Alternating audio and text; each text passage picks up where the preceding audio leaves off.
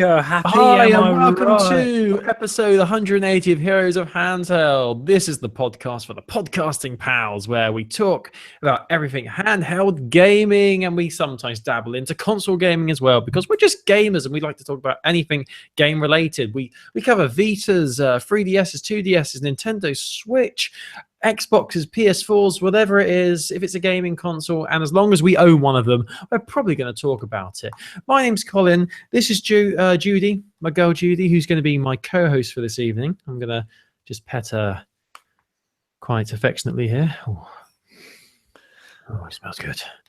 And I'm joined by the man with the plan, the man from London town. It's Chris Bisson. I'm not actually from London town. I just live here at the moment. From the land of the scum, it's Chris. That's the only way I can describe your city. Yeah, but you only were one place ahead of us on goal difference, and that's not bad for a team that was almost out of business 7 years ago. I know. I remember almost being out of business back when Eddie Redknapp took over. and Teddy Sheringham played and scored goals, and Alan Shearer did as well. Michael Owen had a stint. Good time. Back when Thierry Henry was advertising crisps. Do you remember that advert that Thierry Henry did for the car? Well, it was like Va-va-voom. Yeah, I did. We talked about that the other day. That advert, what does Va-va-voom mean? Is there no idea? What does that mean? Is it like an expression, or was it made up for the advert? Because I want to know. I'm gonna have to look. Va-va-voom. Let's have a look. What does Va-va-voom mean? Oh, there's a song by Nicki Minaj called Va-va-voom. There you go. There's a clothing company called Va-va-voom, and there's also a shop in northern London called Va-va-voom School of Motoring. So there you go. Right. So, Chris, before we get into anything, you finally played a game that we've been jokingly mentioning for a very long time. Yeah. It was that memorable. Yes, you've forgotten about it already. Let me hear about your thoughts on Telltale's Batman game, which I really want to play, and I've not got round to it yet. And I know you've wanted to play for a while, and you finally played the first episode, I believe, and we're both Batman fans. So how was it? Was it great? Was the new engine in full force? Was there no quick time events? Was it just smooth sailing for it? Were the decisions really big and strong? How did it go? So I played it in two chunks. I finished the first episode. I've not played any of the others yet. It's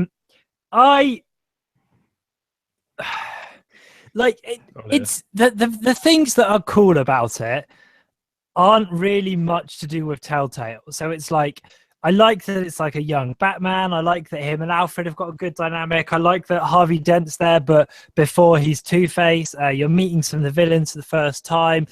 The detective stuff is really good, but it is really frustrating because like the Telltale engine is so weird, and this has been said by like a billion other reviewers, but like you'll have a conversation and the options it gives you are like, there's never a good, you can't ever come out of it well. You never can say what you would actually say, because it's like Colin will come into the club and it's like, are you going to say hello to Colin and everyone thinks you're a dickhead, or are you going to ignore him and everyone's going to think you're a dickhead?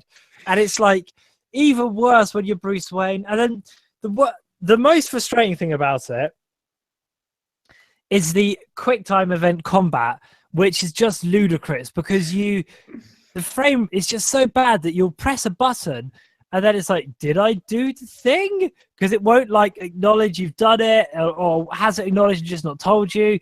I think the story could be really good.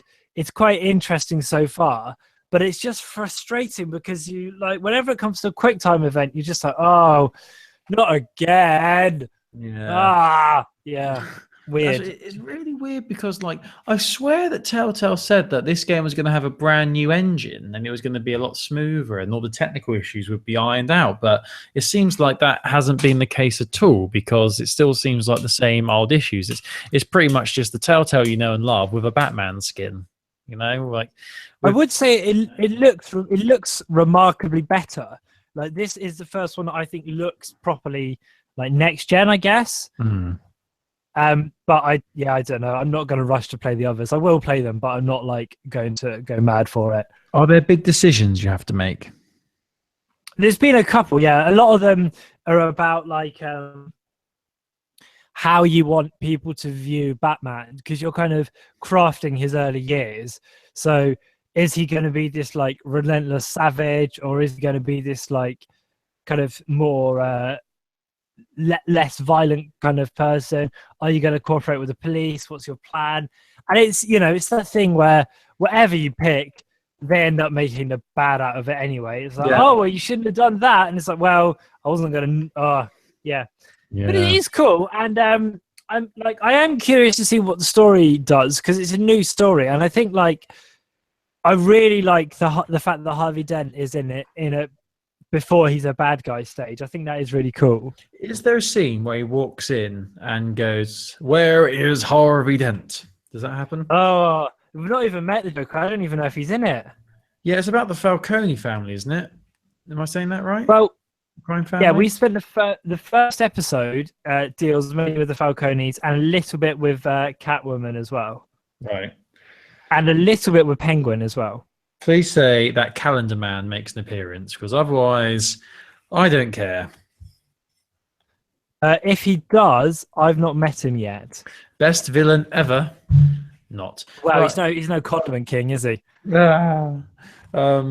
Or Jubilee. That's the best one. Fireworks. Well, I'm disappointed. Julie's from X-Men, isn't she? Sorry?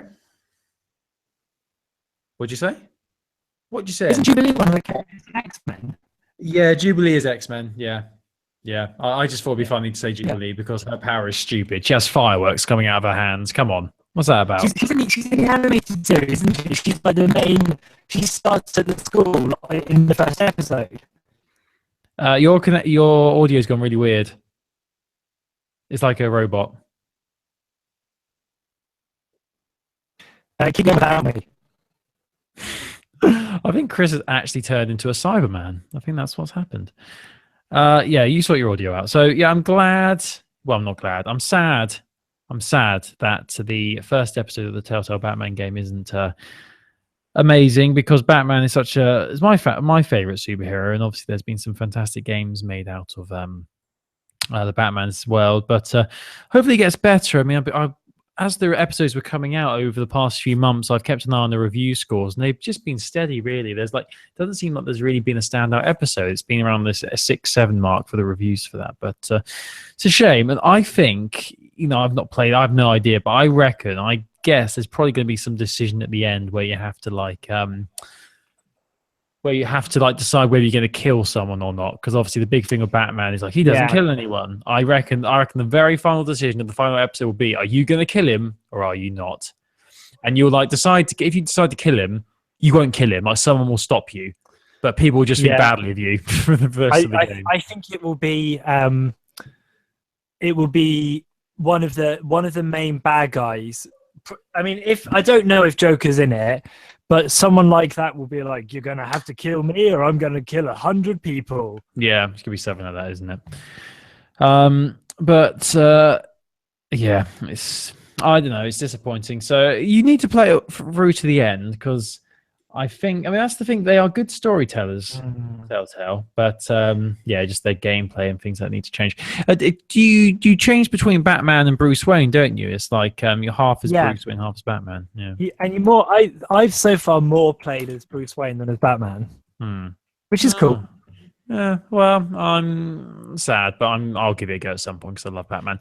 They're actually releasing a Guardians of the Galaxy game soon, aren't they? Telltale. Yeah, I think the first episode's out for that. Is it really? Oh, bloody hell, I didn't realise. Yeah, I mean, I'm looking forward to that.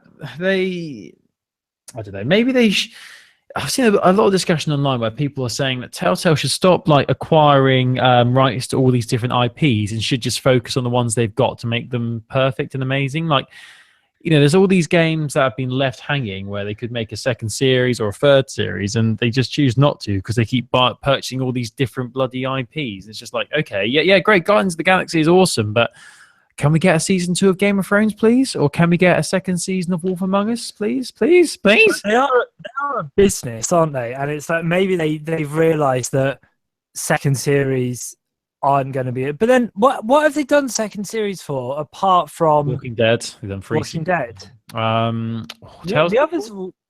They've done second. No, Borderlands hasn't. Thrones hasn't.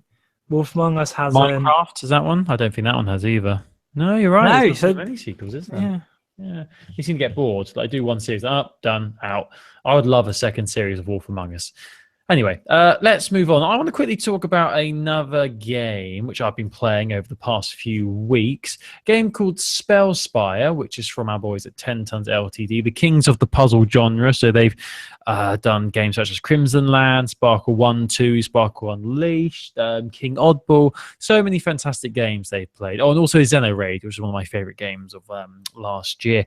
So this is a really, really great game, and I've actually loved it, and really it's up there, one of my favorite Telltale games and one of the best games I've played on Vita for a long time. So the concept is it's an RPG mixed with a spelling game. It's a bit of a weird mashup, but it actually works really well. So you have to go up this tower. There's 100 levels of floors on this tower, and you've got to clear each one. So you're this little wizard, and you start at one end of this hall, and your character is slowly walking along, and every now and then you'll come face to face with some sort of enemy. So it could be a weird skeleton, it could be a demon, it could be a big bowl of jelly. Seriously, there is a villain that is just a big square bit of jelly.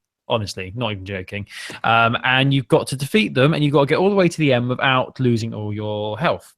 And you do this by spelling words. There's a grid of 8 letters actually, I think it's 10 letters in the bottom right-hand side of the screen.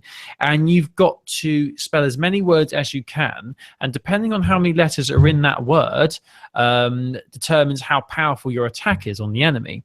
So the catch is, the enemy there's a little clock on the screen that tells you how long it is until the enemy's going to attack you. So some enemies attack after 20 seconds, some every 10 seconds. So the pressure is on because you've got to try and find as many words as possible to defeat the enemy before they defeat you. And it's actually a really, really addictive and fun game. It sounds really weird, but it actually works. And as you progress through, you get coins, you level up, and you can get new equipment, new wands, new hats and cloaks, and all these give you better power-ups and make you stronger, give you more health points. I'm only probably up to floor 30 at the moment. And I've been playing it. I must have sunk at least 6 hours into it. I'd say maybe a bit more than that. But it's really, really fun. And I didn't expect to love it as much as I did. It's still got the same charm that all these 10 Tons games have. It's got this sort of animation style. And the music in it, I swear, is completely copied over from King Oddball. I swear it's the exact same music. But it's really a lot of fun. It's such a creative idea. And it's an odd genre mix-up. But it's really, really fun, and I am really loving it. It's very colourful. It's a joy to look at. It's a fun game to just pick up and play, and I'm really enjoying it, and it fits really well on the PlayStation Vita, obviously with the touchscreen where you're selecting the letters to make words. But it's one of those games where when you're really panicking and you're like running out of time and you're trying to think of words you haven't chosen yet, you just end up putting random combinations of letters until it says it's an actual word. Just keep like putting random letters in, clicking enter until it says it's a word. So you find out that things that don't make sense are actually proper words. So yeah. But yeah, I've really been enjoying it. I'm still playing it at the moment, absolutely loving it. And I can't say anything more positive about it. It's a lot of fun. I guess only one negative is as I'm progressing through and I'm getting to the slightly harder levels now, because there's more enemies on screen, I have notice a little bit of frame rate issues, where a bit of slowdown in the game, which seems a bit crazy to me, because even though there's loads of villains on screen, it's not a massive game really. So I'm not too sure why I'm getting a bit of the I don't know if it's just my Vita, but it's very, very random, that random frame rate issues. But apart from that, it's a lot of fun. It's called Spellspire. It's out now, I believe, in the in Europe and North America. And obviously 10 Tons are big supporters of the PlayStation Vita. They do bring a lot of their games out, and you do hear a lot of news stories where they actually say the games have sold better on Vita than they have on the PS4. So they're doing something right. But it's a really good game. Go buy it. If you've got a Vita still, check it out. It's a lot of fun. Really loving it. And that's all I can say on that, because it's just so good. It's really fun. It's interesting that it's got frame rate issues, because it doesn't sound particularly technically complicated. It's not at all. No way. But that's the only negative I can say. It's very fun, and it's a good way of drawing you back in. And there's some points in the game where you'll be facing these big boss type creatures that take a lot of power to kill, and you have to replay previous levels to get stars, and you trade stars for more upgrades. So it's got a lot of replay value as well. So really, really digging it. And I'm sure everyone else will as well. And also another game I've been playing this week. I've only played it for a couple of days. I'll do a proper review next week. It's a game called Oceanhorn, which you may be familiar with, because it's a game that we've spoken about very recently. It's been ported over to the Vita. It came out very recently. Initially, it was just an iOS and Android game, and I think it was on Windows as well. Exploration game where you're traveling around to different islands and just picking up things and fulfilling quests and doing missions. I've played a couple of days of it so far, about 1 or 2 hours. Really, absolutely loving it so far. Gorgeous, gorgeous game. Animations are beautiful. It plays so smoothly on Vita. No issues at all with the frame rate, even when there's loads of enemies on screen. But I'll give a full review of that next week, because I'm really into that at the moment. I want to give it a proper playthrough before I give my final verdict on that. So listen up for that. Right, so and just a quick thing. Red Dead Redemption 2 has been delayed. Are you surprised by that? When was it? It was going to come out this autumn, wasn't it? It was meant to come out autumn, and now it's coming out spring. Have you played the other Red Dead? Are you keen? I played about an hour of it. I got to this ranch and rode a horse, and then I never played it again. So yeah, no, I haven't really played it. I want to play. I don't know. Is the first one compatible with Xbox One? Is it backwards compatible? I'm sure that you can play Well, I don't know if the first one is Red Dead Revolver. The second one is Red Dead Redemption. I think that's the order. There might even be another one, but as far as I think you can play Redemption on the backwards compatible thing. If you can. I think I've still got it somewhere on Xbox 360, but it's a game I want to play, but I've just never got around to it. But in terms of the delay, I'm not surprised really, because most of these big games get delayed now. It's very rare that they'll give you a release window and it sticks to it. More often than not, they do push it back. But if it means that it's going to make it a better game, I'm sure it's going to be worthwhile. And obviously, it's in the hands of Rocksteady, isn't it? So I'm sure it's going to be fantastic. But yeah, it's not a game I'm particularly fussed about at the moment, just because I've not really played the first one. But I'm assuming you played the first one. I'm pretty sure you have. Well, like I said, I've not played the first one, but I played Red Dead Redemption, which is like the big one. I think Red Dead Revolver. I've never played Revolver. I wasn't keen on Redemption. Then I played it again a couple of years later, and it was like, oh, actually, shit, this is really fucking good. Yeah. Given that on PlayStation Plus, maybe. It's so very good. I am glad they're taking their time with this one, because I'd rather it, came out and was good rather than rushing it and it not be good. Yeah, it works out in games' favors to push it back, isn't it? Because you'd rather they had a finished product rather than a half-finished game where they release like patches every 5 seconds to fix it and add things to it. So this is good. But yeah, so it's about a year now until we'll be getting that. So I'm sure, hopefully, we'll get a bit more information at E3 next month. But wait and see. Right, Chris, you've bought something. What have you bought? Right, I wish I could show you, but annoyingly, Emma's taken it downstairs. which isn't very practical. You bought a puppy? Oh, I wish. Do you? Oh, well, you know what I've bought because I showed you on Snapchat because Yes, you love it. You loved it on Snapchat. Well, despite last week, after Rob coming on here and me saying, "Oh yeah, I'm not going to get one until like the summer," I've finally bought a Nintendo Switch, which I've only bought yesterday. I've played maybe 2 hours on it. I haven't had that much time to play on it because we're doing this bloody podcast. Soz. But I finally succumbed to it because I played a tiny bit of Zelda, and I was like, I can't not play this game, and I can't not play it on Switch. And yeah, it was really easy to set up. I actually filmed it. What I'll do is I might put a little video together over the weekend. Hey, Mister, I've got my Switch. My Switch is downstairs. I see your Instagram picture. Oh yeah, I took that earlier. All right. Yeah, so I'm really looking forward to getting to play more time on it, especially over the bank holiday weekend. So far, all I can say is it was really easy to set up. I bought Zelda using, if anyone's in the UK, Amazon. So I don't like shopping on Amazon that much, but I think sometimes they will occasionally be like, "Oh, do you fancy a Prime trial?" And even though I've had like 3 or 4, they're like, "Hey, Chris, try Prime." And they've got this thing called Prime Now, which I think is mainly used for groceries and stuff, which is like a separate app to the Amazon app, and you use it to buy.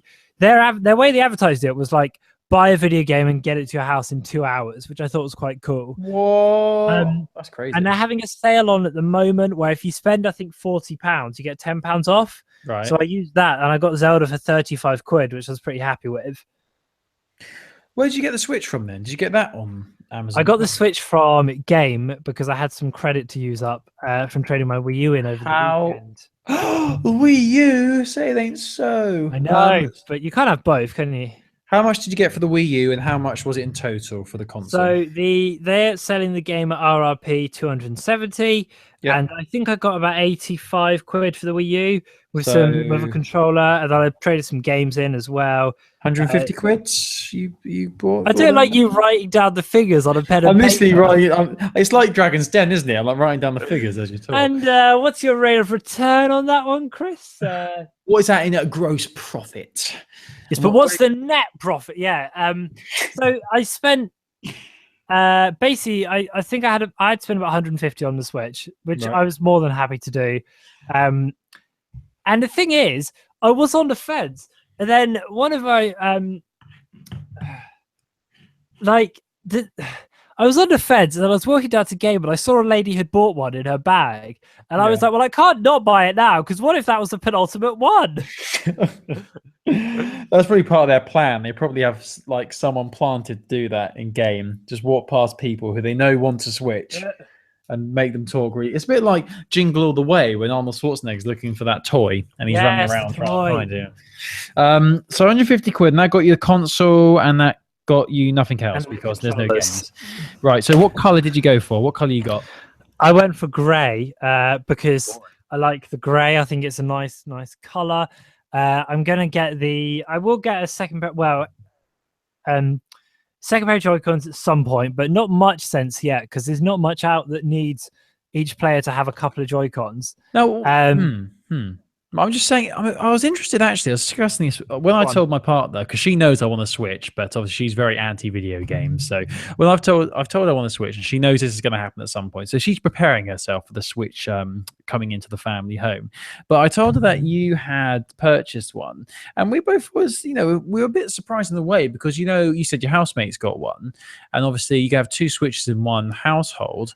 But then I guess I thought to myself, I think your flatmate uses it mostly as a handheld device, doesn't he?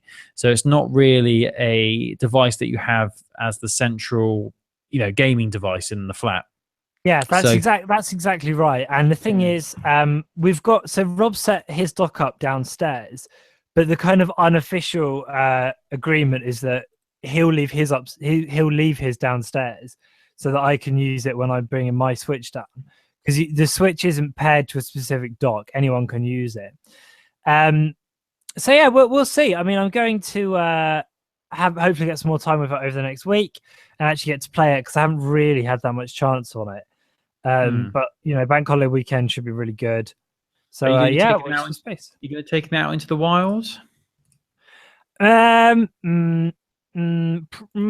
Probably not for a little while. I'm still a little bit like possessive over it, but I will take it out at some point. I mean, I'm going home this weekend, so I might take it home with me. I'm not sure yet. You should. It'd be good to test it out in the wild. I think that's where you get the proper feel for these devices, and you can do like they do in the trailer, and you can sit on a train, have the little Joy-Con. Have the Switch on the little table in front of you with the very thin plasticky kickstand, and then you can have the little Joy-Cons in your hand. And you're like a right dickhead. Do that. That'd be great. Thanks, mate. Thanks to your words of encouragement. So you've only played a couple of hours, but you've got Zelda. Have you got Mario Kart?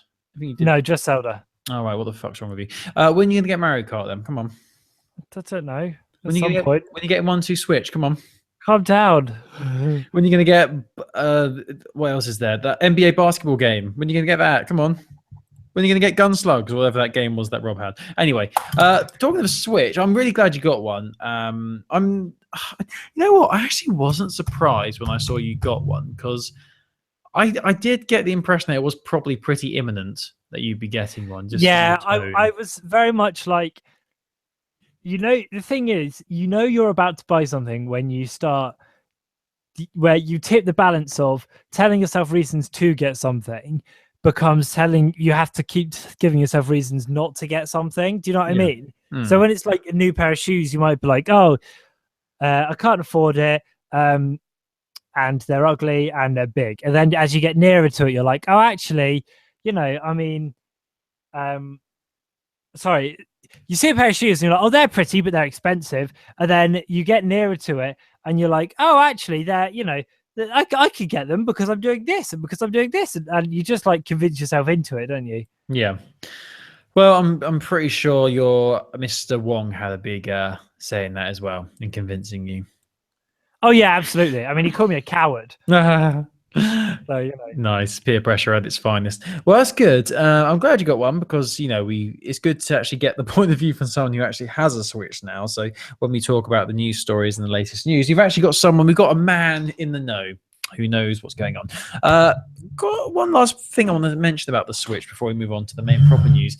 A really cool fan trailer has appeared on YouTube over the past week, and this is absolutely fantastic. It's probably one of the best trailers you'll see for the Switch, but it wasn't actually made by Nintendo. Now, I think I'm saying this right. YouTuber's IOR, it's weird symbols. It looks like it's a different language, but there's a team on this YouTube channel, and they've done this really cool trailer where they're playing Zelda and playing the Switch in different places. So it starts off where they're playing the old SNES. I think that's the right one. I think I'm saying that right.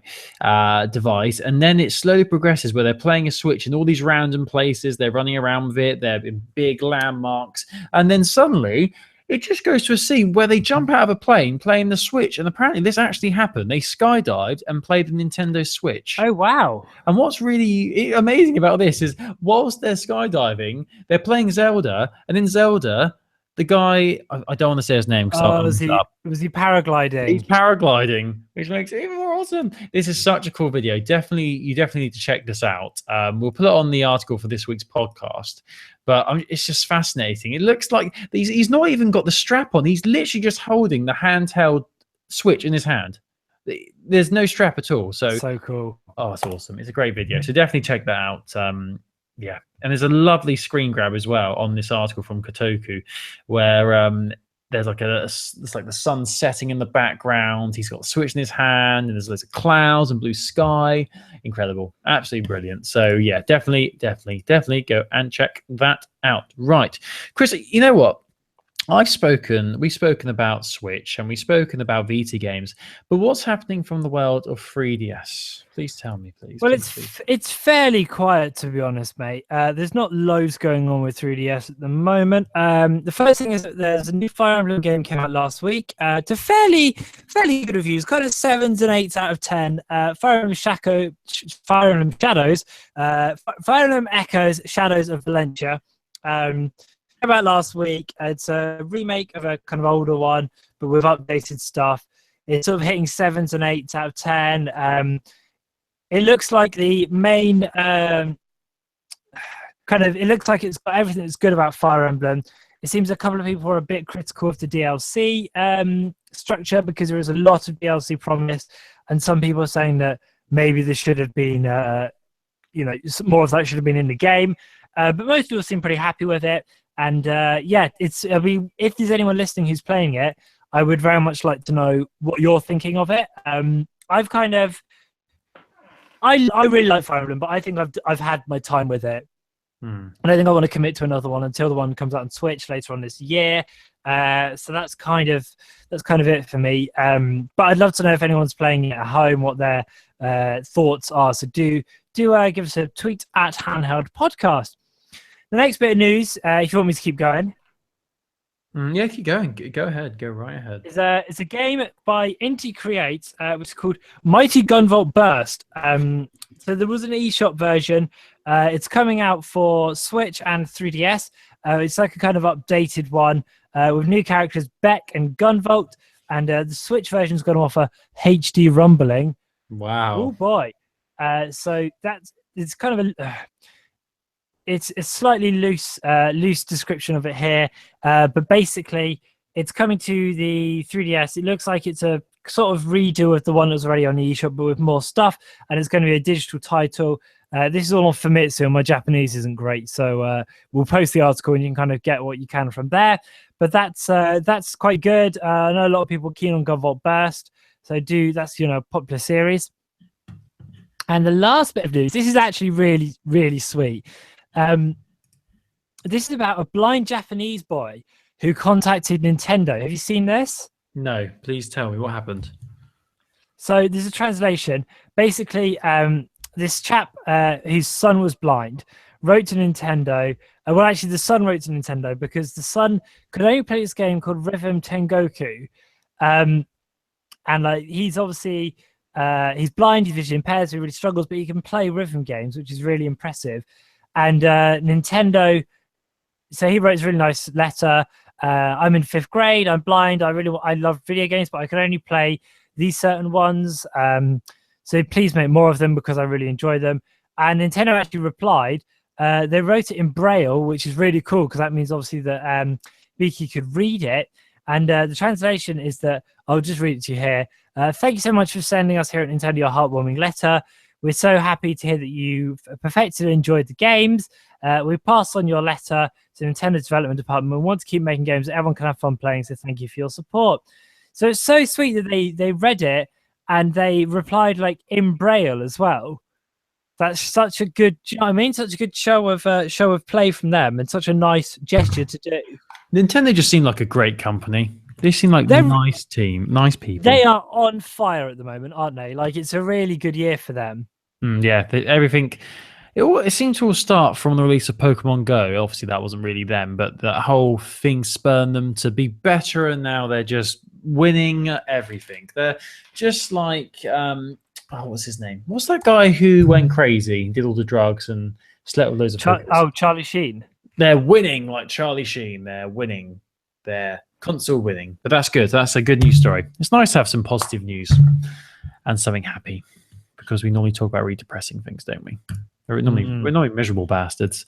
Right, are you done? Is there anything else you want to talk about? That's actually it for me for 3DS. Right, so I want to go on to more Switch news then. And we mentioned this a couple of weeks ago about there potentially being a Mario and Rabbids Kingdom game.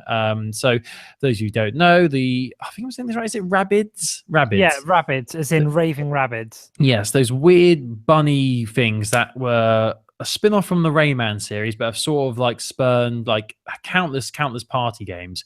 Well, there was some leakage a few weeks ago, some rumblings and some rumors that the next big game from Nintendo was going to be a Mario and Rabbids crossover game. And it looks like it's pretty much been confirmed. There's been another leak, and we've actually got an image of the game I'm looking at the image now. It's quite cool. There's Mario's like standing in the middle of this picture, and all the Rabbids are around him, like dressed as various characters. So there's one dressed as Luigi, there's one dressed as Princess Peach, and they're all wielding really epic looking guns. So it does look quite interesting, actually. So a bit more information was leaked. Initially, it was unconfirmed, but this pretty much does confirm it, to be honest. So the image that we saw was leaked by a website called comicbook.com. We managed to get their hands on loads of the art from the game. Apparently, it's going to be making its debut at E3 next month, so we're going to get more information. And it's set for an August release, so there's actually not much time until it comes out. It's only a couple of months. It's been developed by Ubisoft, the same team behind the Rayman games and Assassin's Creed as well. So there you go.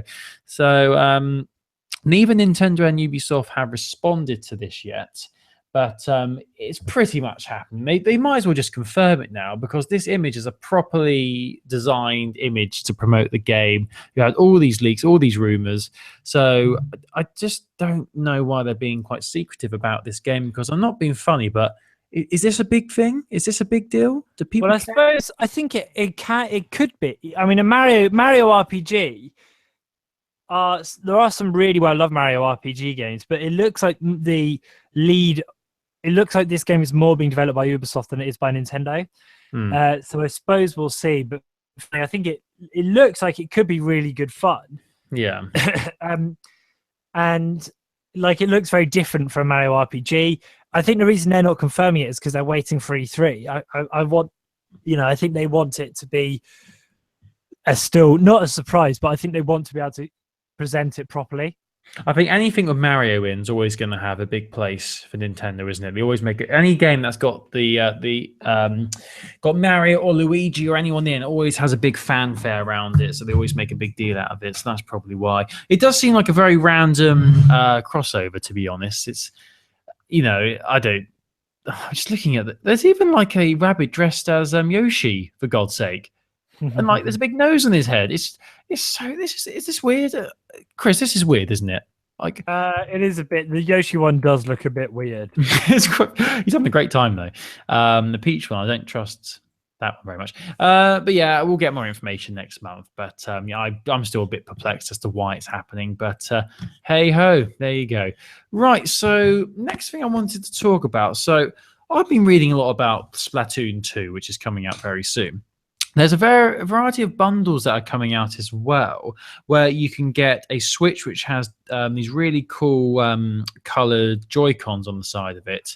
I just couldn't believe this article when I read it. So this Splatoon Switch bundle is so popular, it's already sold out in Japan. But if you weren't lucky enough to get the bundle, you can still buy the cardboard box that it would have come in. That is weird, isn't it? It's just an empty box, and the box has details of the bundle that would have been inside, but it's just an empty box. And Nintendo are selling this on the Nintendo store in Japan for 540 yen, which is about £3.75. I just can't believe. People are buying it as well. That's why it's there. People are just buying the box. Splatoon 2 doesn't even come out till the 21st of July in Japan, and it's crazy. I mean, the bundle itself was pretty awesome. It came with, obviously, the Switch, and it had a pink and a green Joy-Con, which looked really cool. I think that those Joy-Cons look awesome. And obviously it comes with the game as well. But yeah, it's all these good things that Nintendo are doing, and then they're just trying to make as much money as possible by selling the box. Yeah, I guess it's a collector's thing, isn't it? Although one thing that is quite interesting is that in Europe, you can't get the bundle with the Splatoon Joy-Cons. You can get a neon Switch with Splatoon 2, and it doesn't come with the funny custom Joy-Con. So I don't know, but they are selling them separately over here, but not till autumn. Yeah, it's weird how like different territories get different special things.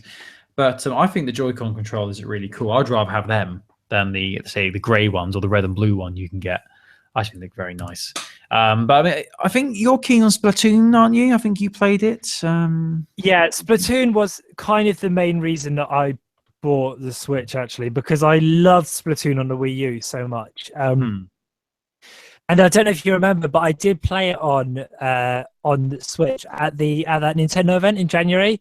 Oh yes, and it's just I love Splatoon. I think it's such a great concept, and I think it just is really Nintendo-y, and it's just wonderful. I love it. Yeah. There's That's another reason I should get a Switch, really, isn't it? I would like to play that one day soon. So yeah, if you weren't lucky, go to Japan and buy the box, and then put it on your shelf. There you go. Right, that's the Switch news done. Let's talk about PlayStation Vita very briefly. Not much news from the world of Vita this week, unfortunately. The first bit of news is that the creator of El Shaddai, that was my favorite. El Shaddai was my favorite meal when I went to the Spanish restaurant the other week. It was really yummy, especially with a side of rice. Absolutely delicious it was. The creator of that game has announced a new RPG for the Vita and PS4. So his name is Shawaki Tawayashi, who is the director and artist behind El Shaddai Ascension of the Metatron. And he's working on a new title called The Lost Child.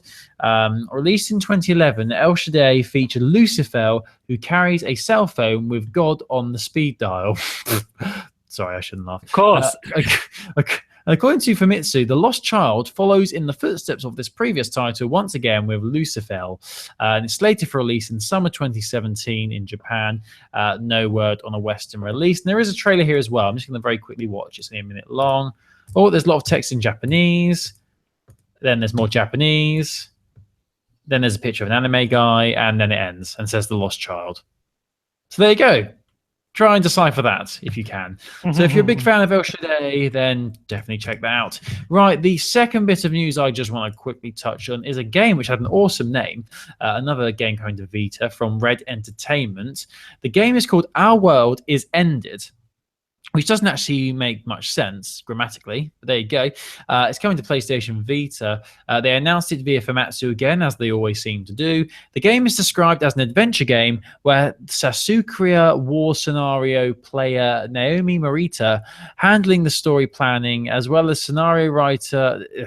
Who cares? Our World Is Ended takes place in the current time in the Akasuka region of Tokyo during 2017. Your goal is to avoid the literal apocalypse brought on from a perverted programmer accidentally writing code in a virtual reality RPG that brought its horrors to the real world.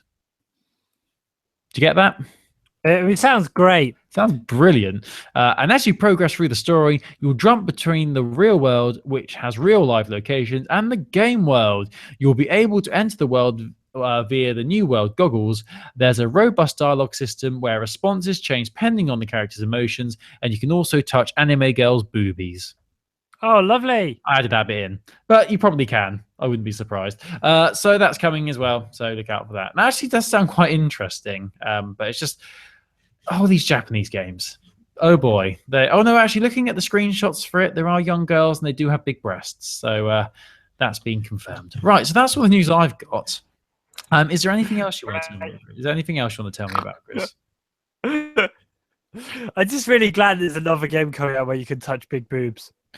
I was joking about touching big boobs. I added that in. It's not real. It's not happening. Well, I'm heartbroken. You can look at the big boobs, but I don't think you can touch them. Oh, what's the point then? There's no point. That's the whole point. People buy Japanese games is to touch boobies. Right, so I think we're done. Are we done? Are you going to go play some Mario? No, you can't. You haven't got it. Are you going to go and play some... Oh, wouldn't it be great if they released a golf game on Nintendo Switch? Like, you could use the Joy-Con as a as the top of a golf club, and then you could put the Switch down, and then you'd be like, swing it, and it'll be so much fun. It'll be like you're using the Wii. Oh, it'll be so much fun. Right, okay, I'm done. Chris, what else you got to say for yourself? Come on. No, I'm done. I want to go mainly because I want to play Zelda. Well, it's so good, Colin. It's like it's like a playground of just these micro kind of setups, and it's so beautiful and wonderful and pretty. Oh, I didn't think it would be as good as everyone says it is, but it's better. But is it as good as Oceanhorn? Wow, we'll find out next week when you review Oceanhorn. Yes, we will. Thank you for listening, everybody. We'll be back same time, same place next week for more handheld gaming shenanigans. I've been Colin, that's been Chris, this has been Judy Hops. You can find us on Twitter at Handheld Podcast. You can find us online at heroesofhandheld.wordpress.com, where you can listen to all the previous episodes of the podcast. We're on iTunes, we're on Stitcher. You just need to search Heroes of Handheld and you'll find everything there possibly is to know about our little show here. If you want to email us, you can email heroesofhandheld@gmail.com. We'd love to hear from you and your thoughts on Chris getting a Switch and whether you're excited about the upcoming Mario Rabbids game, because you know we are. So we'd love to hear from you. But aside from that, back next week, same time, same place. Chris, what else you got to say? Give the listening public some bit of advice to help them get through the next 7 days before we speak to them again. Now the radio orchestra, because their theme in Quite is really good. Wow.